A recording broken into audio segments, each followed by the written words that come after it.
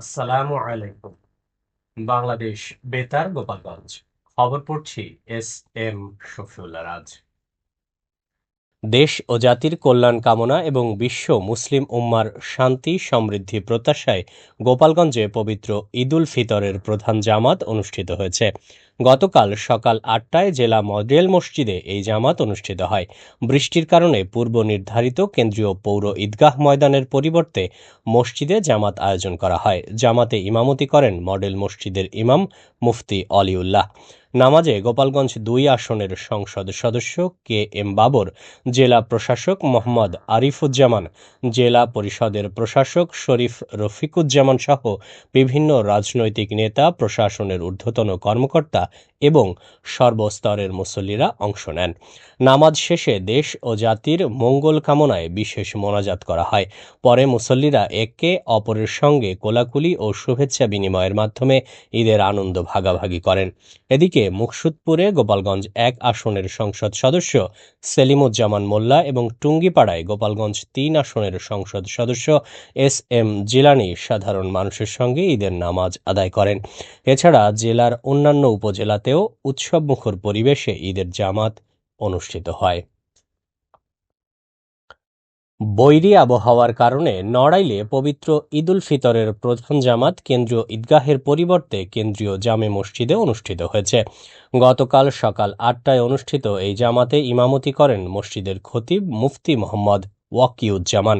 ঈদের নামাজে নড়াইল ১ আসনের সংসদ সদস্য বিশ্বাস জাহাঙ্গীর আলম কালিয়া উপজেলার খাসিয়াল গ্রামের মসজিদে এবং নড়াইল ২ আসনের সংসদ সদস্য আতাউর রহমান বাচ্চু কেন্দ্রীয় জামে মসজিদে নামাজ আদায় করেন। এছাড়া জেলা জামাতে ইসলামের আমির সহ বিভিন্ন শ্রেণী পেশার মানুষ নামাজে অংশ নেন। এদিকে জেলার বিভিন্ন ঈদগাহ ও মসজিদে সকাল থেকে পর্যায়ক্রমে ঈদের জামাত অনুষ্ঠিত হয়।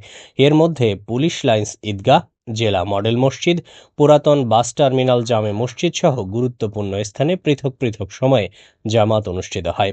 এছাড়াও জেলার অন্যান্য এলাকাতেও স্থানীয় ব্যবস্থাপনায় উৎসবমুখর পরিবেশে ঈদের নামাজ আদায় করেন মুসল্লিরা।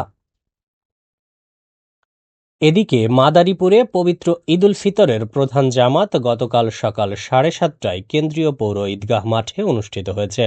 এতে জেলার বিভিন্ন এলাকা থেকে আগত হাজারো মুসল্লি অংশ নেন। নামাজ শেষে দেশ ও জাতির শান্তি, সমৃদ্ধি ও কল্যাণ কামনায় বিশেষ দোয়া ও মোনাজাত করা হয়। পরে মুসল্লিরা একে অপরের সঙ্গে কোলাকুলি করে ঈদের আনন্দ ভাগাভাগি করেন। ঈদের জামাতকে ঘিরে এলাকা জুড়ে ছিল উৎসবমুখর পরিবেশ এবং নেওয়া হয় কঠোর নিরাপত্তা ব্যবস্থা। এ সময় মুসল্লিদের সঙ্গে নামাজ আদায় করেন মাদারীপুর ২ আসনের সংসদ সদস্য জাহানদার আলী মিয়া। এছাড়াও বিভিন্ন রাজনৈতিক সামাজিক সংগঠনের নেতৃবৃন্দ এবং সরকারি বেসরকারি কর্মকর্তারাও উপস্থিত ছিলেন। গোপালগঞ্জের কোটালীপাড়ায় মোটরসাইকেল দুর্ঘটনায় শরীফুল ইসলাম নামে বিদ্যুৎ বিভাগের এক কর্মকর্তা নিহত হয়েছেন। গতকাল সকালে উপজেলার কলাবাড়ি ইউনিয়নের বৈকুণ্ঠপুর এলাকায় এ দুর্ঘটনা ঘটে। তিনি ফরিদপুরের সদরপুর ওয়েস্ট জোন পাওয়ার ডিস্ট্রিবিউশনের সুইচ বোর্ড অ্যাটেন্ডেন্স কর্মকর্তা ছিলেন। তথ্যসূত্রে জানা যায়, ঈদের ছুটিতে মোটরসাইকেলে করে গ্রামের বাড়িতে যাওয়ার পথে নিয়ন্ত্রণ হারিয়ে সড়কের পাশের একটি গাছের সঙ্গে ধাক্কা লেগে ঘটনাস্থলেই তার মৃত্যু হয়। এ ঘটনায় পরিবার ও সহকর্মীদের মধ্যে শোকের ছায়া নেমে এসেছে। নড়াইল সদর উপজেলায় মোটরসাইকেল দুর্ঘটনায় মোহাম্মদ রাব্বি মোল্লা নামে এক তরুণ নিহত হয়েছেন। এ ঘটনায় রোমান মোল্লা নামে আরও একজন গুরুতর আহত হয়েছেন। গতকাল বিকেলে নড়াইল মাগুরা সড়কের ধন্দা কাজীপাড়া মসজিদ এলাকায় এ দুর্ঘটনা ঘটে। নিহত রাব্বি পৌরসভার রঘুনাথপুর এলাকার বাসিন্দা। পুলিশ ও স্থানীয় সূত্র জানায়, ঈদের দিন বিকেলে বন্ধুদের নিয়ে মোটরসাইকেলে বের হলে এক পর্যায়ে নিয়ন্ত্রণ হারিয়ে সড়কে পড়ে যায়। এতে ঘটনাস্থলেই রাব্বির মৃত্যু হয়। গুরুতর আহত রোমানকে প্রথমে নড়াইল জেলা হাসপাতালে নেওয়া হয়, পরে উন্নত চিকিৎসার জন্য খুলনা মেডিকেল কলেজ হাসপাতালে পাঠানো হয়েছে। তবে সঙ্গে থাকা আরেক আরোহী অক্ষত রয়েছেন। এ ঘটনায় আইনগত ব্যবস্থা নেওয়া হচ্ছে বলে জানিয়েছে পুলিশ। মাদারীপুরের কালকিনি পৌর এলাকার পুরান বাজারে অভিযান চালিয়ে ৩ জন মাদক কারবারিকে আটক করেছে পুলিশ। এ সময় তাদের কাছ থেকে ৩০৫ পিস ইয়াবা উদ্ধার করা হয়। গতকাল গোপন সংবাদের ভিত্তিতে কালকিনি থানা পুলিশ এ অভিযান পরিচালনা করে। পুলিশের উপস্থিতি টের পেয়ে পালানোর চেষ্টা করলে অভিযান চালিয়ে একটি দোকান থেকে তাদের আটক করা হয়। আটককৃতরা হলেন দক্ষিণ কৃষ্ণনগরের ফেরদাউস সর্দার, পলাশ মুন্সি এবং টুমচরের মেহেদি হাসান। পুলিশ জানিয়েছে আটক ব্যক্তিদের বিরুদ্ধে মাদকদ্রব্য নিয়ন্ত্রণ আইনে মামলা দায়ের করা হয়েছে এবং পরবর্তী আইনগত ব্যবস্থা প্রক্রিয়াধীন রয়েছে। সবশেষে আবহাওয়া।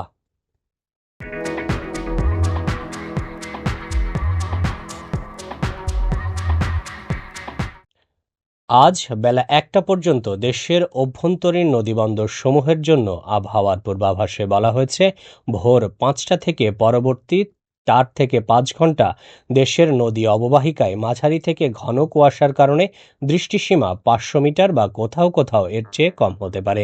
এসব এলাকার নৌযানসমূহকে সাবধানে চলাচল করতে বলা হয়েছে, তবে কোনো সংকেত দেখাতে হবে না। খবর শেষ হলো। আমাদের পরবর্তী খবর প্রচারিত হবে সকাল ১০টা ৩০ মিনিটে বাংলায়।